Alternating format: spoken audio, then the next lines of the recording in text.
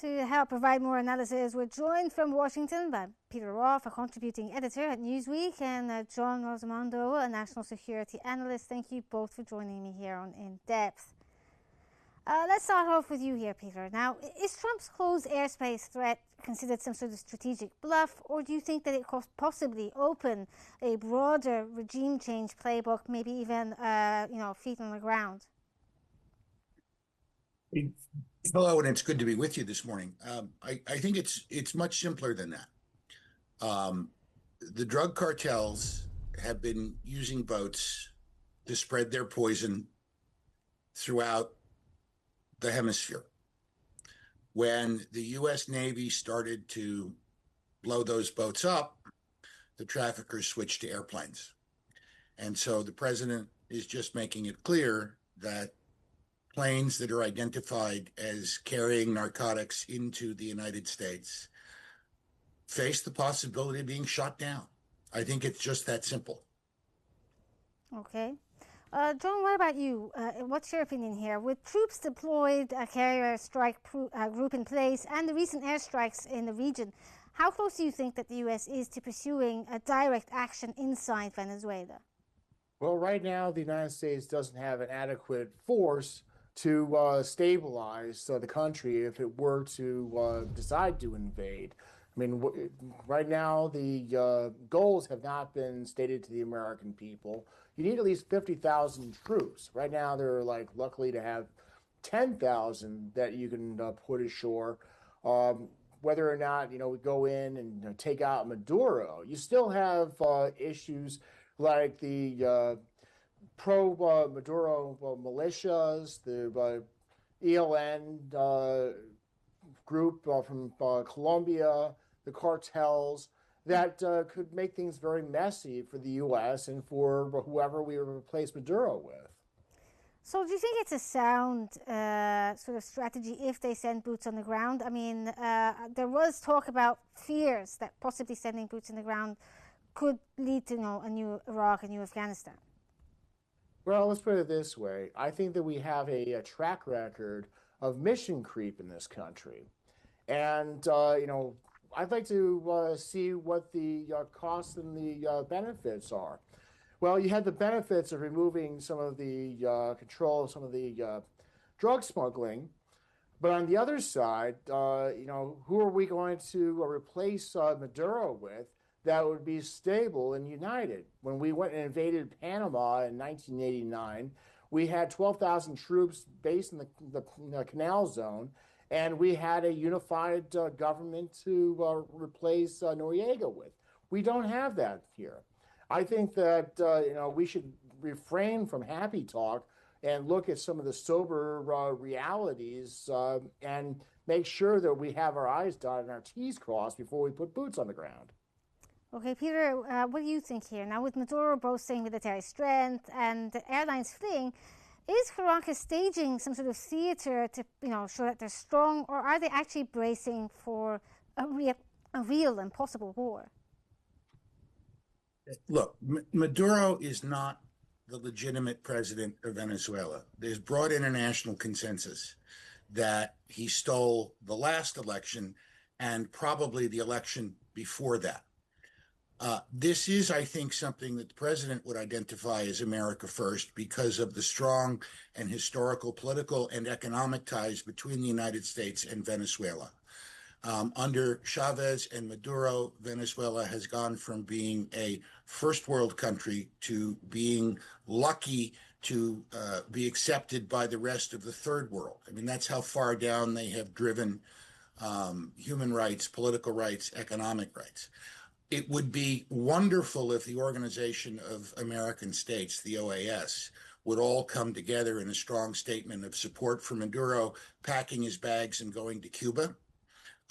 It is interesting, by the way, that my sources tell me that Maduro's guard now is all Cuban. It's not Venezuelan, which means that he no longer trusts his own people. I don't think that boots on the ground here are going to be necessary. I think that the increasing isolation that occurs because of the closed airspace and because of the military presence in the Gulf, which I don't fully endorse, by the way, at least what they're doing. I don't fully endorse it, but nonetheless, I think that combines for folks in Venezuela to understand that it's time for Maduro to go, and hopefully Maduro to understand that it's time for him to go. I suspect that the conversation that he is alleged to have had with President Trump involved where he'd go and how much of the money he's stolen he gets to keep to support himself and his immediate family while he lives in ignominious exile. So, Peter, do you think that the Trump administration is possibly going to negotiate some sort of peaceful exit when it comes to Maduro rather than, military action? And this is just a way to pressure him and find a suitable replacement for Maduro for the country? I think the latter. Trump, despite his bombastic rhetoric, is a peace president. He pursues peace. He is proud of the fact that he has not put boots on the ground anywhere in the world in either of his administrations, and he wants to continue to be able to say that. I don't think the idea of U.S. troops in Caracas crosses his mind. This is about applying economic pressure. This is the same thing that he wants to do with Putin in regards to Ukraine. He wants to apply maximum economic pressure to raise the costs to Putin of staying in Ukraine and to Maduro of staying in power. I mean, remember, this is a Latin American country, and at any moment, the Army, the Air Force, the Navy could take over, or he could fall out a window. These kinds of things happen in South and Central America. And they happen because cooler heads determine that the person who's in charge of the country shouldn't be in charge of the country anymore. It hurts Venezuela's economy for Maduro to remain in power. It hurts the Venezuelan people for Maduro to remain in power. They tried to vote him out, and he stole the election. And so Trump, I think, is ratcheting up the pressure. I think that there could be a consensus built around the Nobel Prize winner Machado as the acting president, the acting head of the civilian authority, while plans are made to have free and fair elections as monitored by the United States and other international organizations. I think there's a game plan here, and it doesn't involve sending 17-year-old kids from Hopkinsville, Kentucky into Caracas to shoot at people. Okay, John, if Trump in this scenario greenlights some sort of land-based raids, could the U.S. forces face guerrilla resistance, for instance, from the Tren, the Argua, or loyalist militias to Maduro? Well, I think that's highly likely that we could end up seeing something like that. I mean, just look next door in Colombia. I mean, the FARC and the ELN have fought a decades-long guerrilla campaign against the government in Bogota. I think that the fact that you have these narco-Marxist groups already in Venezuela that would have an interest in ousting whatever we put in could create problems. Let's also not forget that Venezuela is the size of Texas and New Mexico combined. So it's not a small country. And, the fact that, we talk about what the people want, the Chavez and Maduro have basically ensured that their cronies protect the regime. And that would not stop if we replaced Maduro with somebody like Machado or somebody in her sphere. Well, Peter, let's talk a bit about the drug cartels that, the administration has been battling, basically. Now, this comes in as well when Trump's pardoning drug traffickers like Hernandez. Do you think that this possibly undermines the moral authority of the so-called war on cartels and war on drugs in Venezuela? First of all, I think that any conversation that considers moral authority is starting off in the wrong point. I don't think it's something Donald Trump worries about, and I don't think it's something that most global leaders worry about. Frankly, it's nice to have. I wonder myself about the moral authority of blowing up the drug boats. I mean, they're not fishermen, they're drug boats, but we treat Narcotics trafficking is a criminal act, not a military act. And one presumes that these people are entitled to due process, no matter what you see on television, with all the cop shows showing them, just executing the drug dealers in a gun battle. That's a problem for me. But the president seems to be within his power to order this, and it hasn't been challenged in court, and Congress has not made a statement about it.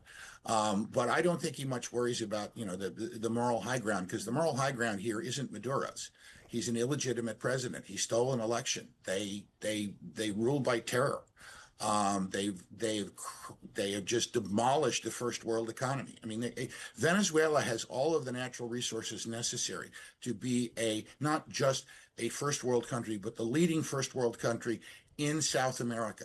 They should be exporting energy. They should be exporting beef cattle. They should be exporting produce. I mean, they should be fat and rich and happy, and everyone should have a high standard of living. But they don't, because socialism doesn't work, and socialism without coercion doesn't work, which is something the people in New York City are going to suddenly discover, much to their horror, once Zoltan Mondami becomes the mayor.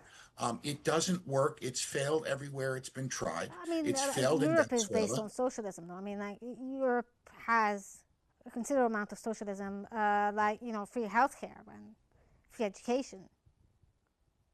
It works for them. That Europe has a social welfare state. It is not. There isn't socialism. East Germany had socialism.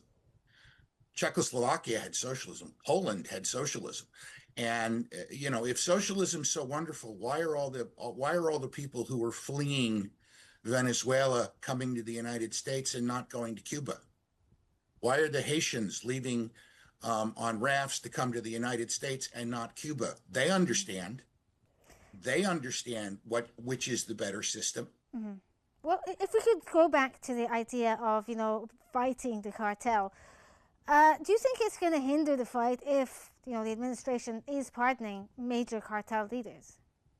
No, I don't think so. I think that people don't understand the relationship between the cartels and politics in Central and South America. Either you are at war with the cartels, or you have made some kind of an agreement with them if you want to hold power. There's nobody in power in South America anywhere who hasn't, in one way or another, made their peace with the cartels. And I've had a number of conversations with guys who've been at DOD in the Western Hemisphere Division talking about this.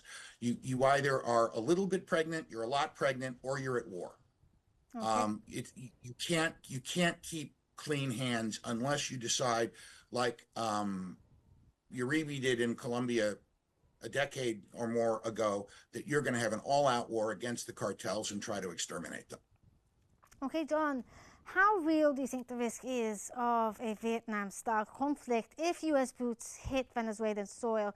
Do you think this is going to be some sort of forever war? Well, I think that if you have plenty of space for an insurgency to have hiding, you have safe havens on the Colombian side of the border where it can create training camps, work with the ELN that already has smuggling routes in and out of Colombia across Venezuela. I think that there's a lot of things that need to be considered before we go in there. I'm cautious with my words. I mean, I'd like to be wrong, but we have to consider the possibilities that Maduro and the cartels have something planned in case the United States invades and puts somebody new in to continue the kind of low-scale insurgency like we've seen next door in Colombia. So do you think that, the pardoning of Hernandez plays into this? It's finding allies in Venezuela? Well, I think that, the United States needs to be working to build allies and work to get people inside Maduro's security forces to defect from him. I mean, that's what needs to happen, because if we don't have that, we could end up with something like we had in Iraq, where you had the former government's security forces uh, fomenting the resistance that we saw for so many years. I mean, if you look at ISIS, a lot of it were former people from Iraq's intelligence service, the Mukhabarat, including Saddam's cousin Izzat al-Duri. Okay, Peter, now can the U.S. pressure succeed without credible opposition leaders, especially with Machado's whereabouts now quite uncertain? Well, I think that the United States should be working to try to convert some of the people who would be supporting Maduro, who could become an insurgency. Because I think that's the biggest thing that I worry. We get rid of Maduro, and then the day after, and unless we're able to contain that, we could end up with an insurgency. Okay, Peter. Well, I think let the me ask you question the was same addressed question. to me. Yeah. Yes, I think the question was addressed to me. Yes. And I think there is no lack of credible opposition leaders to Maduro. Some of them need to be released from prison, and some of them may have to be allowed safe transport back into Venezuela. But I think that there is a tremendous opposition to Maduro. Again, we saw this in the last election, which he stole. If it had been honest, he wouldn't be president anymore. This wouldn't be a problem.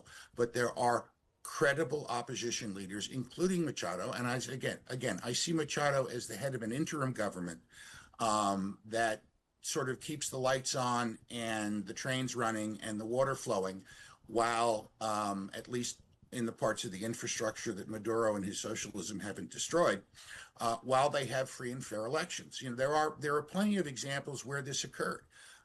This occurred when the Berlin Wall fell in Eastern European nations. We had peaceful transitions of power.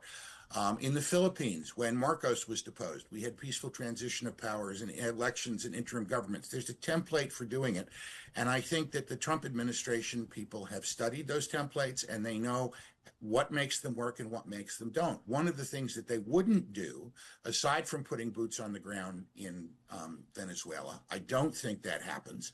But even if it does happen, they're not going to fire everybody off the public payroll. One of the reasons that so many of the Iraqi security forces went over to groups like ISIS and worked with the Iranian-backed terror militias were because they'd been fired off the public payroll. They needed jobs.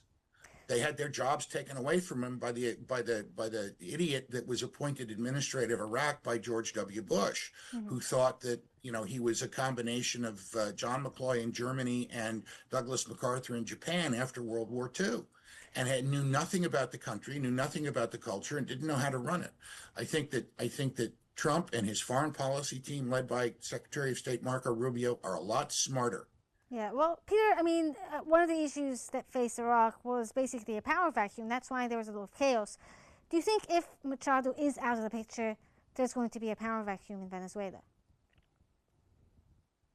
I think that it all depends on the circumstances under which Maduro is removed from power. If he flees the country, there is the possibility of a power vacuum, but I think that the Trump people are probably prepared for that. If Maduro is ousted in a coup by, let's say, the head of the army, then no, there's not going to be a power vacuum, and we need to hope that it moves from military control back to civilian control very quickly. Okay, John, now does the massive U.S. deployment that we're seeing right now, this is the largest since 1989, Panama invasion, does it signal a definitive return to the Monroe Doctrine under, the America First foreign policy? Well, that definitely goes along with the president's statement in his recent national security strategy that he will pursue a policy of driving out America's enemies. I mean, Venezuela is viewed by Iran, Russia, and China as a major ally and a major base of support. I mean, Rubio has talked about Hezbollah's use of bases in Venezuela. The Russians, Cubans, the Chinese all have major investments or military involvement in Venezuela. So they have a lot to lose. I mean, it remains to be seen, whether or not Maduro will take the hint and leave. I mean, I think there's a lot to be said that Maduro likely will not, but anything is possible. Okay, now Peter, you believe that basically it's not going to be boots on the ground situation. This is just a way to pressure Maduro to leave office. Now, in your opinion, what diplomatic solutions are still on the table to somehow de-escalate and not lead to boots on the ground? Is there some sort of back channel communication between America and Venezuela? I don't see a progression. I think that the president and his team, Secretary Rubio, Secretary Pete Hegseth over at the Pentagon, are prepared to keep up the current strategy for as long as it takes. Maybe there'll be some pressure on Venezuela in the international financial markets or the international energy markets, but I don't see that there's a logical progression here from closing off the airspace, shooting down drug planes, and blowing up drug boats to the 101st Airborne or the 1st and the 9th Air Cav coming in with their helicopters over the shores with the rising sun behind them, machine gunning people on the ground, which is what I think John envisions. Okay, John, if the scenario does happen and boots on the ground are in Venezuela, we've seen Maduro boast, military might and so forth. How powerful really is the Venezuelan army? Can they, put up a fight against the U.S. Army? Well, let's put it this way: getting rid of Maduro will be the easy part. If there's a case where Maduro is toppled, the U.S. has to work with the remnants of the security forces to try to restore order.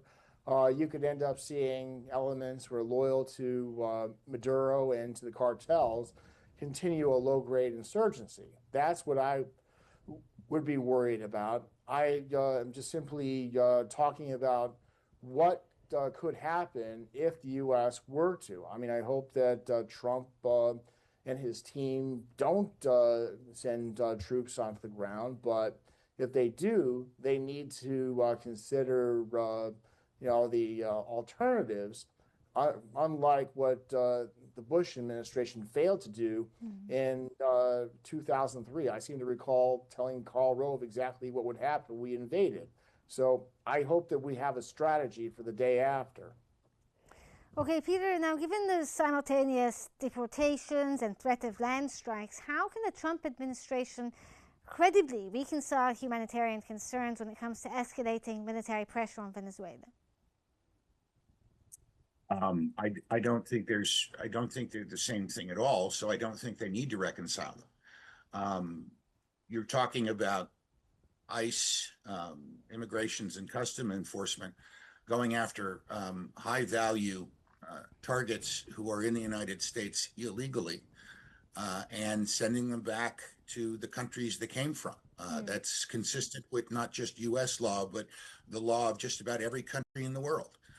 Every country in the world pretty much insists on knowing who's coming in, how long they're staying, and whether or not they left, and feels the right to kick them out if they overstay their welcome. I don't think that it's a human rights issue at all. Well, if anything, the rights of the people who come to the United States from other countries legally, who pay the thousands of dollars to the lawyers, who fill out all the forms, who go for the interviews, who wait their turn. It's their rights that are being violated because they played by the rules, and they ought to be honored and celebrated, as I do honor and celebrate immigrants to the United States. And these other people are cutting in front of the line. And you go back to second grade. Nobody likes it when some kid cuts in the front of the lunch line. Well, I would have loved to discuss this more, but we're out of time. But thank you so much. That was Peter Roth, a contributing editor at Newsweek, and John Rosamando, a national security analyst. Thank you both for your insights, and thank you for joining me here on In Depth. As warships hover and rival powers watch, Venezuela stands at a crossroads between collapse and defiance, negotiation and invasion. In this hemisphere power struggle, the world holds its breath. This brings us to the end of today's episode of In Depth. Thank you for watching, and stay tuned for more updates here on Qnews.